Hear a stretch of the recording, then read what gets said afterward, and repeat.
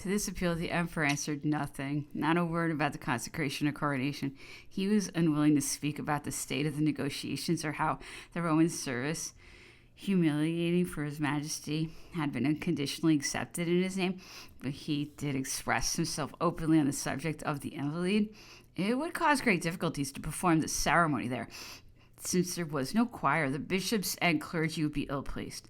All the chosen persons would not be able to find room in the church unless the deputations from the army were absent, which would be wholly indecorous. Then where were the thrones of the emperor and empress to be placed? On the other hand, said the emperor, it is believed that the church at Notre Dame can easily hold 20,000 people. The throne can be placed in the choir. And will there be sufficiently visible? And there is any religious ceremony, the details will be discerned only by the priests and such men whose superior intellects have bestowed upon them a faith equal to that of the 8th century. He ended with the remark that everything seems to point to the suitability of the cathedral. Nevertheless, Segur was to make a final inspection of the invalid so as to ascertain for certain that it was impossible to make the necessary arrangements within it. The emperor also observed that the improvements to the cathedral would be lasting and permanent, while the expenditure on the invalid would be lost. As to the procession, when reduced 30 carriages, the emperor thought should not last more than an hour. Leaving the Tuileries at 8 o'clock in the morning, it would be at Notre Dame by 9. 1 hour for the ceremony, it would reach the Champ de Mars at 11. Without doubt, it would be necessary to pull down several houses near the approach to Notre Dame, but this expense will not be money thrown away, since it will assist in making a great clearing for traffic and ceremonial processions. If after this, the commission composed of the Arch-Chancellor, the Intendant General, the Minister for Public Worship, the Grand Master of the Ceremonies, did not understand that the invalids was rejected, it could only be through a desire to thwart His Majesty. This is carefully refrained from doing. The demolitions around Notre Dame were begun immediately. It was no small matter.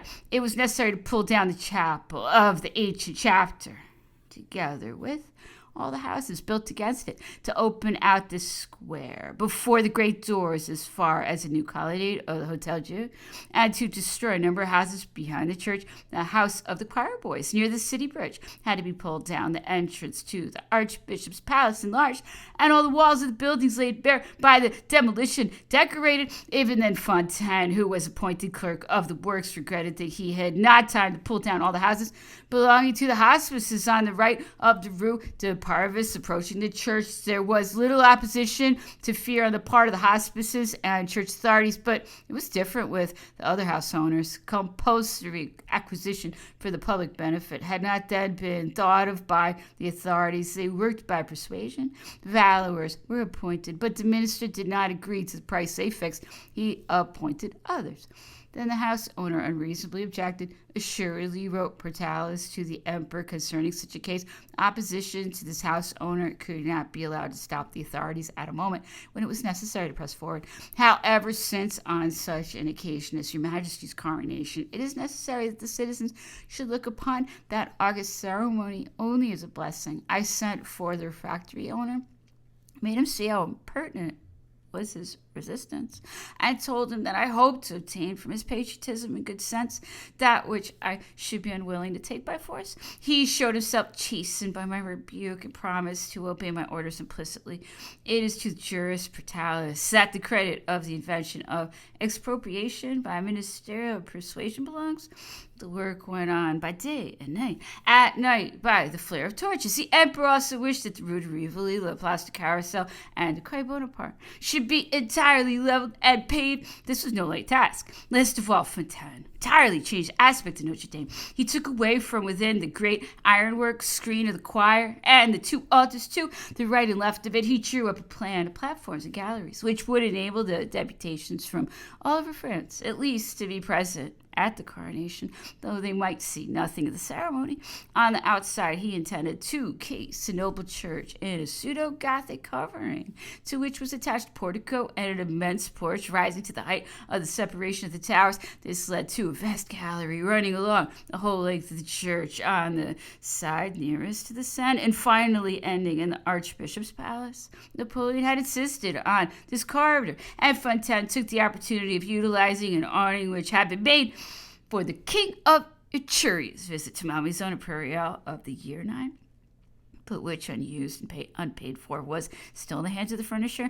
The demolitions around Notre Dame were, on the whole, an improvement, except for the destruction of a few valuable historic monuments. But the advantages which Napoleon asserted were to be gained by deserting the Invalides, among others, that the expense of decorating Notre Dame would give permanent results, were mostly illusory. But even if the cost had been more than 700,000 francs, Napoleon would not have thought it too great a sum to spend on the building in which the Pope was about to consecrate him.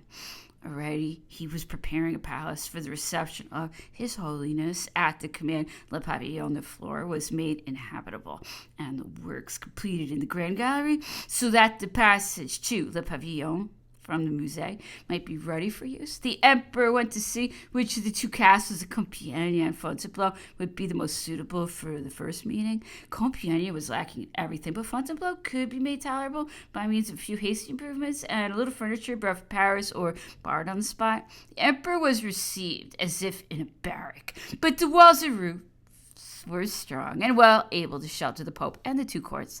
Such was the state of affairs when Napoleon left Bologna on the 8th of Fructidor, August 26th, for Belgium and the Rhenish departments.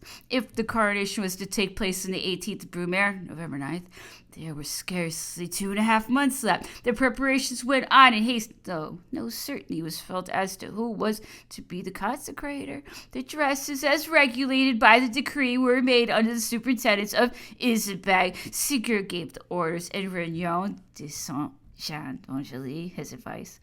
This last personage was not wanted, and his capacity was doubtful. By naming a man Councillor of State wrote Denon to the emperor, you make him a great personage, but all your omnipotence cannot make him a man of taste.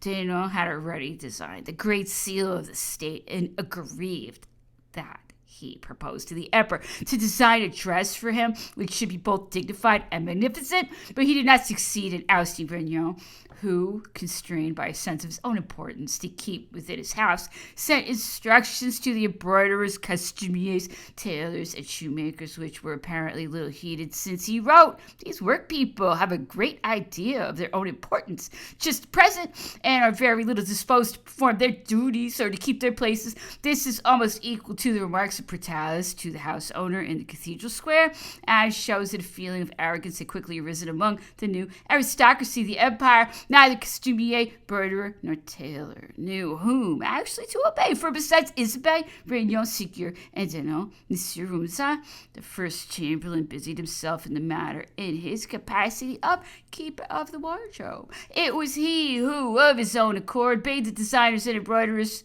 to the details of their work. Nevertheless, progress was made, and there was some likelihood of the things being got ready in time. In the master of the horses department, the matter was easier.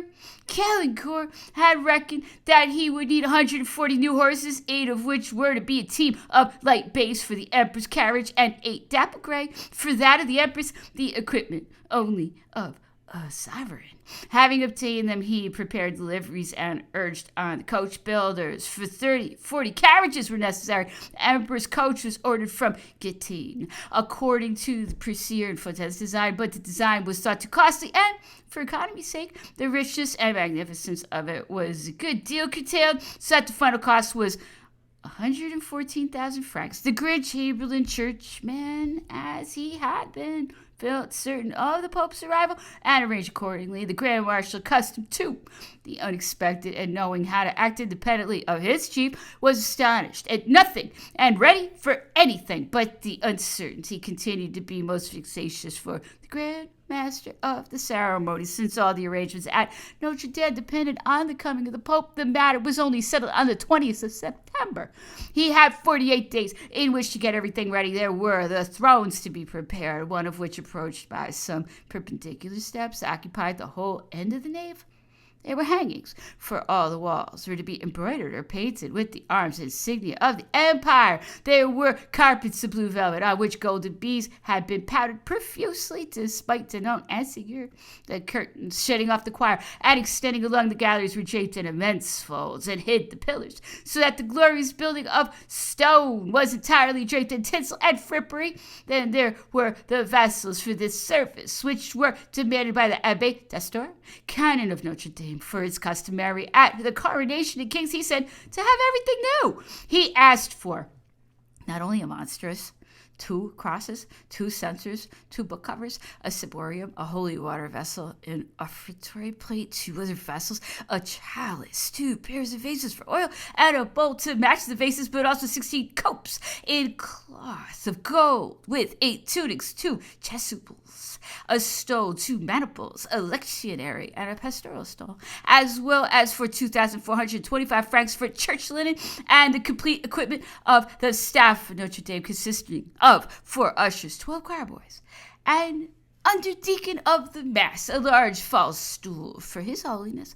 with cloth cushions embroidered with silk, a smaller false stool of iron, with the cushion covered with cloth of silver, silk with a white ground and gold embroidery, another false stool without drapery, carpets for the steps of the altar and the pavement and steps of the sanctuary, a cloth of special kind for the altar, and 7 candlesticks, the 7th of which was to stand behind the cross, 7 other candlesticks for the acolytes, 8 others for the entrance of the choir, also some credences, some high-backed benches with 2 steps, others with 1 and no step, others without any backs, and on these benches stuffs of certain colors and proportions, also pulpits, tables, and yet more tables. At this moment, it was enough to cause a man to lose heart. Prodigies of labor were required, and they were forthcoming.